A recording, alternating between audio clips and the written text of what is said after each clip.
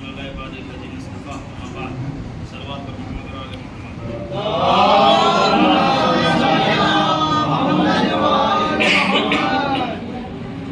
اجدان اس سے قبل کے بیانات میں آپ کے درمیان اذان اور اقامت کے سلسلے میں کچھ باتیں عرض کی گئی تھیں، لہٰذا اسی سے ربط دیتے ہوئے اذان اور اقامت کے بارے میں 2-4 مسائل اور نماز کے احکام کے سلسلے میں، ارکان نماز کے سلسلے میں اہم مسائل آپ کے درمیان بیان کرنا ہے۔ ضروری ہے اذان اور اقامت کے سلسلے میں اذان اور اقامت صحیح عربی میں کہی جائیں، لہٰذا اگر کوئی شخص انہیں غلط عربی میں کہے یا ایک حرف کی جگہ کوئی دوسرا حرف کہے، مثلاً اس کا ترجمہ بیان کر دے یا وہ عربی لفظ ادا نہ کرے تو وہ صحیح نہیں ہے، وہ اذان اور وہ اقامت صحیح نہیں ہے۔ اور یہ بھی ضروری ہے کہ اذان اور اقامت نماز کا وقت داخل ہو جانے کے بعد کہی جائیں، وقت داخل ہونے سے پہلے کہنا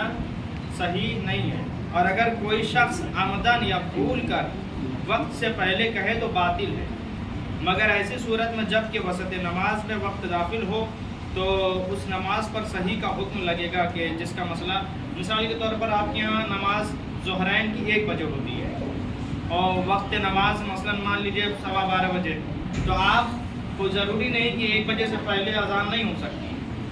وہ نماز کے درمیان کا وقت ہے، تو اس مقام پر تو پہلے اور بعد میں ہو سکتی ہے، لیکن جو مین اول وقت ہے اس سے پہلے اذان اور اقامت نہیں کہی جائے گی۔ اور یہ بھی بیان کیا گیا تھا کہ اذان اور اقامت کو اس انداز سے نہ ادا کیا جائے کہ حروف غنا کی شکل میں معلوم۔ اگر غنا کی شکل میں مطلب کیا ہے کہ آدمی حلق سے حروف کو اس طریقے سے گھما کے ادا کر رہا ہے کہ جو اذان اور اقامت کے تقدس برقرار نہیں رکھتی ہے، بلکہ وہ کسی گانے کے دھن یا کچھ ایسی دھنوں پر جو لوگ اذان اور اقامت دیتے ہیں، تو یہ اذان اور اقامت صحیح نہیں ہے، البتہ شدید مکروہ کراہت کی حالت میں ہے، اور اگر غنا سے بڑھ جائے تو اس آواز میں اذان اور اقامت کہنا باطل ہے۔ اگر اذان اور اقامت کہنے کے دوران کوئی جملہ کہنے سے پہلے ایک شخص شک کرے کہ اس نے اس سے پہلے والا جملہ کہا ہے یا نہیں، تو ضروری ہے کہ جس جملے کی ادائیگی کے بارے میں اسے شک ہوا ہے اسے ادا کرے۔ مثال کے طور پر اشہد ان محمد رسول اللہ پہ پہنچا اور شک کرے کہ میں نے اشہد ان لا الہ الا اللہ کہا ہے کہ نہیں، تو اب شک ہے تو لہٰذا پہلے اشہد ان لا الہ الا اللہ کہے، پھر اشہد ان محمد رسول اللہ کہے۔ یا اسی طریقے سے اذان اور اقامت کے درمیان اگر آدمی بھولے سے پہلا جملہ چھوڑ کے دوسرا جملہ شروع کر دے، یعنی حی علی الصلاۃ سے پہلے حی علی الفلاح کہہ دے، تو ضروری ہے کہ جہاں سے بھولا ہے پھر سے وہیں سے شروع کرے۔ مستحب ہے کہ اذان کہتے وقت انسان قبلے کی طرف منہ کر کے کھڑا ہو اور وضو یا غسل کی حالت میں ہو، اور ہاتھوں کو کانوں پر رکھے اور آواز کو بلند کرے اور کھینچے، اور اذان کے جملوں کے درمیان قدرے یعنی تھوڑا بہت فاصلہ دے۔ ایسا نہیں ہے کہ بس کہتے ہی کہتے جا رہے ہیں اللہ اکبر اللہ اکبر، ذرا سا جملوں کے درمیان فاصلہ دے،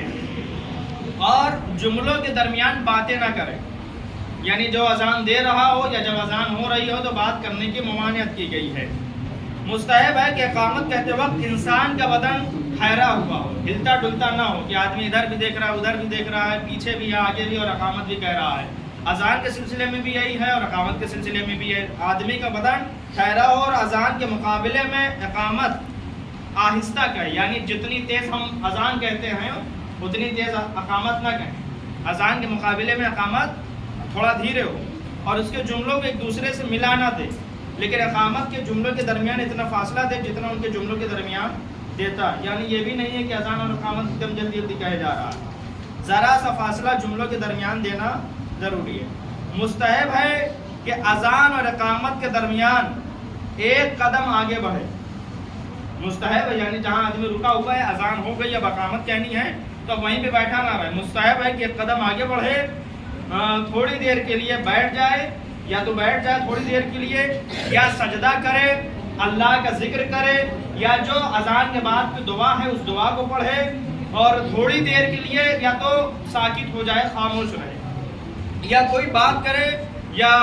اذان و اقامت یا کوئی بات کرے یا 2 رکعت نماز پڑھے، لیکن نماز فجر کی اذان اور اقامت کے درمیان کلام کرنا اور نماز مغرب کی اذان اور اقامت کے درمیان نماز پڑھنا مستحب نہیں ہے. یعنی اذان اور اقامت کے اذان کے بعد فوراً اقامت نہ کہہ دے، اذان کے بعد فوراً اقامت نہ کہہ دے. جو بتایا گیا یا تو دعا پڑھے یا سجدہ کرے یا ایک قدم آگے بڑھے یا کھڑا ہے تو بیٹھ جائے. اور اسی طریقے سے اگر کچھ بھی نہیں پڑھ سکتا ہے تو 2-4 جملہ آپس میں ہی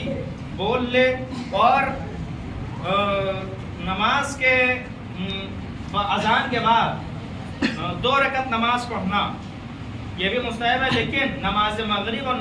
اذان مغرب اور اذان صبح کے بعد نماز پڑھنا مستحب نہیں ہے. یعنی ظہر کی نماز کے بعد آپ 2 رکعت اور ظہر کی اذان کے بعد آپ 2 رکعت نماز پڑھ سکتے ہیں. مستحب ہے کہ جس شخص کو اذان دینے کے لیے مقرر کیا گیا ہو، یعنی جو شخص اذان دیتا ہو مسلسل، وہ عادل ہو. عادل ہونے کا کیا مطلب؟ یعنی کھلا کسی بھی طریقے کا کوئی گناہ نہ کرتا ہو. کھلا کسی بھی طریقے کا کوئی گناہ نہ کرتا ہو، چاہے گالم گلوچ ہو یا دوسروں کا چھیننا جھپٹنا، یہ سب گناہ ہے. ایک دوسرے کی غیبت کرنا، یہ جتنے بھی گناہان ہیں، کھلا کسی گناہ کو انجام. اب وہ اکیلے میں کیا کر رہا ہے، آپ کو تحقیق اور جستجو بھی نہیں کرنا. لیکن کھلا اگر کوئی گناہوں کو انجام دے رہا ہے تو وہ مؤذن کے لیے صحیح نہیں ہے. اور اذان دینے والے کے لیے ضروری ہے کہ وقت شناس ہو، یعنی وقت کو پہچانتا ہو. یہ جانتا ہو کہ ہاں وقت داخل ہو گیا کہ نہیں، 5 منٹ پہلے ہی دے رہا، 10 منٹ پہلے دے دے رہا. وقت بھی جانتا ہو. نیز یہ کہ بلند آہنگ ہو، یعنی تیز آواز سے اذان کہہ سکتا ہو. اور اونچی جگہ پر اذان دے. اونچی، اب تو یہ اس زمانے کے اعتبار سے مسئلہ ہے، یعنی پہلے مسجد میں میناریں بنائی جاتی تھی اسی وجہ سے تاکہ بلندی پہ جا کے اذان آدمی دے اور اطراف میں آواز پہنچے. اب تو الحمدللہ ترقی یافتہ دور ہے اور مائک کے ذریعے ہر جگہ آواز پہنچ بھی جاتی ہے. تو یہ اذان اور اقامت کے سلسلے میں کچھ باتیں تھیں. اب وقت بھی ہو گیا، بہرحال ایک صلوات پڑھیں.